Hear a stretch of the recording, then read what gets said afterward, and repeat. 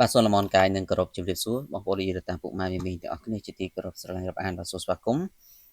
មកកាន់វីដេអូតម្រូវឆ្នោតយន្ត VIP បាទសម្រាប់គ្រូធំថ្ងៃទី15ខែធ្នូឆ្នាំ2025បាទបងប្អូនសម្រាប់ថ្ងៃនេះផងដែរបាទយើងក៏មាននៅតម្រូវលេខសម្រាប់ធ្វើការចែកជូនទៅកាន់បងប្អូនទាំងអស់គ្នាសម្រាប់កំសាន្តចឹងបងប្អូនក៏កុំភ្លេចជួយចុច follow page ចុច like ចុច share ទាំងអស់គ្នាដើម្បីទទួលបាននូវលាភសំណាងបាទត្រូវឆ្នោតទាំងអស់គ្នាសម្រាប់ថ្ងៃទី15នេះអញ្ចឹងយើងកុំឲ្យខាតពេលយូរបងប្អូនយើងចូលទៅកាន់តម្រុយរបស់យើងតែម្ដងទៅបាទសម្រាប់ឆ្នោតយួន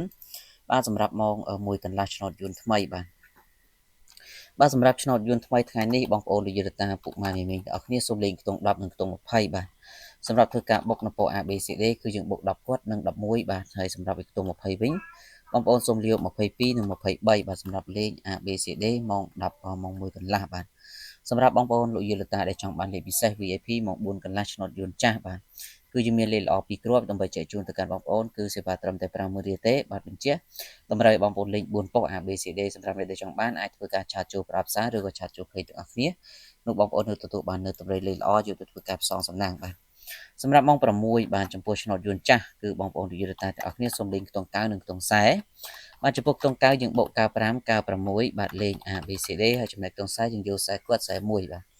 បាទអញ្ចឹងសម្រាប់ថ្ងៃនេះយើងក៏មានតែប៉ុណ្្នឹងទេក៏សូមអរគុណបងប្អូនជូនពរសំណាងល្អទាំងអស់គ្នាសម្រាប់អ្នកដែលចង់បានលេខសូមធ្វើការឆាតចូលប្រអប់សារទាំងអស់គ្នាបាទសូមគោរពលា